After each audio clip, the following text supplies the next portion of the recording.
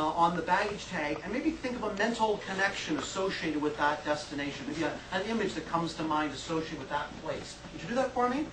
Now that you're comfortably seated, Bob, would you stand up and would everyone please, you've given, would they slide their cards back in anywhere you like? So fan out the cards, don't put them in Bob, put them in the...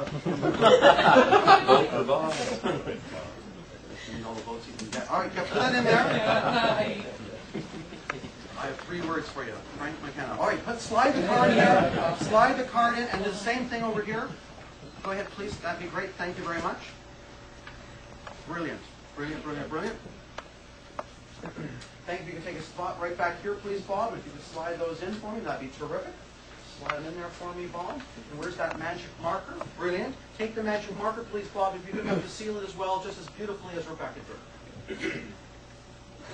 Nice.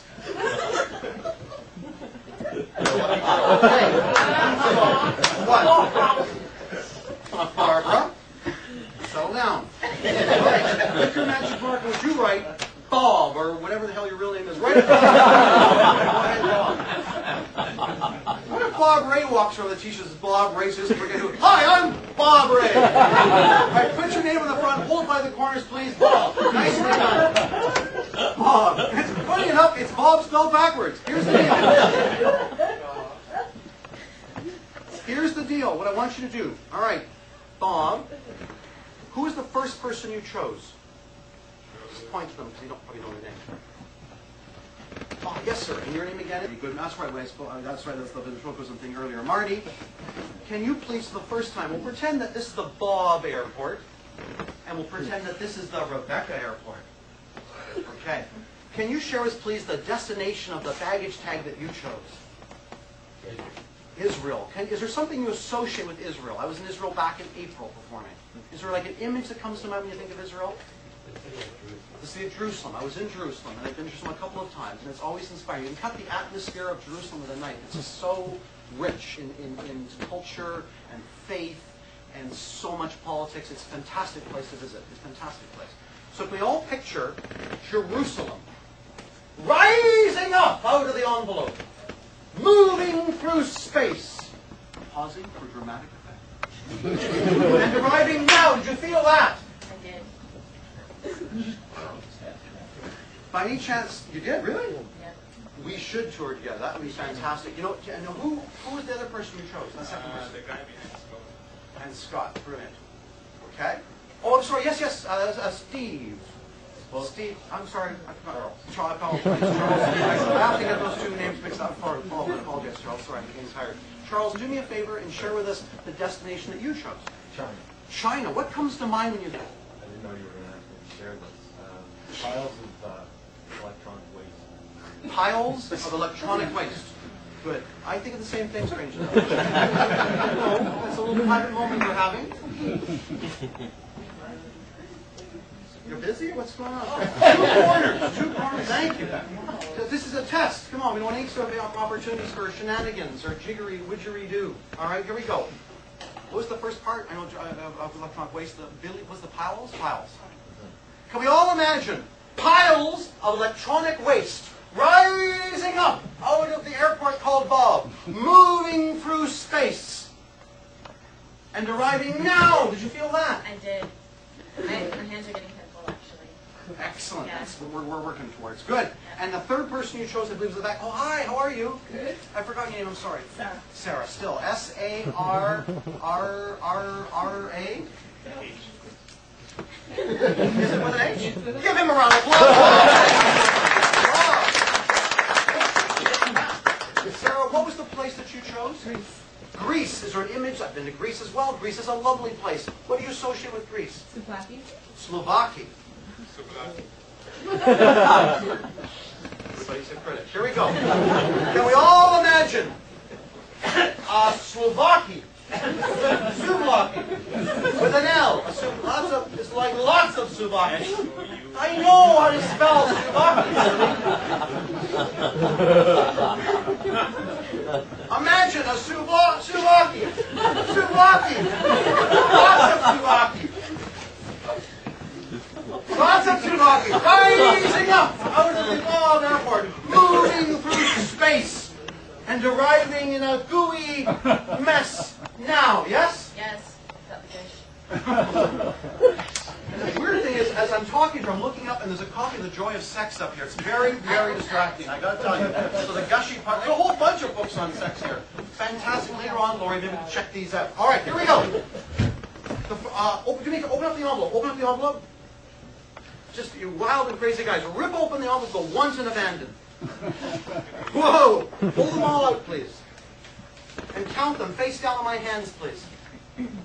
1, 2, 3, 4, 5, 6, 7, 8, 8, 9, 10. 7? But you had 10. And you're a rocket scientist? You're in trouble. Check them out. Take a look at them, please. Find for me, please, Greece, China, and Israel.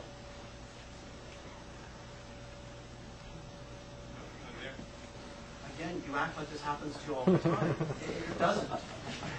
You know, wouldn't it be cool? Certainly a great way of ending the performance part of the presentation if... Open up the envelope, please. Open up the envelope, please. Pull out all the cards, count them face down my hand, please. Out loud so everyone can see.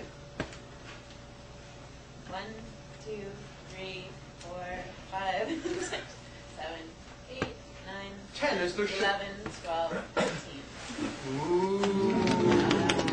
Do me a favor, check them out. By any chance, it's Greece, China, there's Greece, China, and Israel. China, and could it be, could it be, could it be, could it be? Israel. Ladies and gentlemen, the power of the imagination. Thank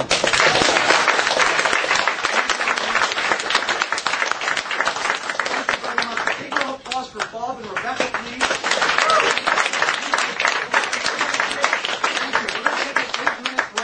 Come back and we're going to try and dissect some of the things you saw this evening. 8 minutes and we'll come back. Thank you very much.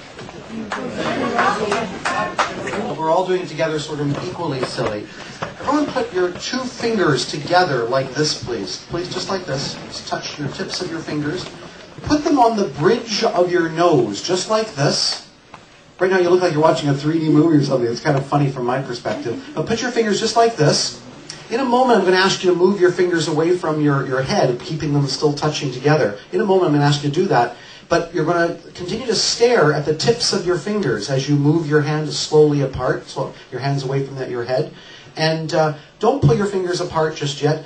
On the count of 3, just move your hands, 1, 2, 3, move them away, but keep staring at the tips of your finger, and you'll see a sausage appear between your 2 fingertips. No, keep doing it. Don't go back, go back, go back. See the sausage, and if you pull your fingers slightly apart, the sausage will levitate in the air, and if you keep pulling, it will vanish. Ladies and gentlemen, an appearance, a levitation, and a vanish. Thank you very much. So this is the lecture portion of the program, and let me begin by saying that it really is an honor to be amongst a group of people who spend all their time thinking about and debunking people who do the kinds of things that I do, but rip people off and con them. And I respect your work and appreciate your intellects. And I hope that you had some fun this evening and realized that it's possible to kind of play along with this and enjoy it as sheer entertainment. And I have no problem ethically standing up in front of an audience and saying, you're as mental as I am.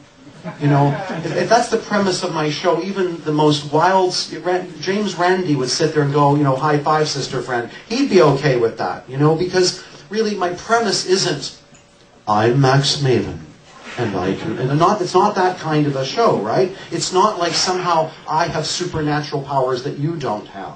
I think that's a good premise for a show.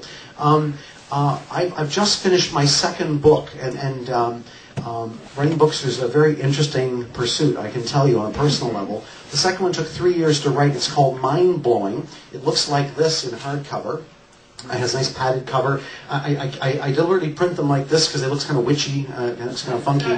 And the first chapter is called Zentalism, because I really want to get away from the idea that mentalism is about ego and more about kind of opening up and letting people demonstrate their own abilities and let people have fun and feel empowered. And to me, that's a very healthy approach to a mentalism performance as opposed to, you know, I'm superior somehow. And so the book comes out next week as Katie was good enough to say. My wife, would you stand up, please, Lori, so we're back there. Lori and I are this is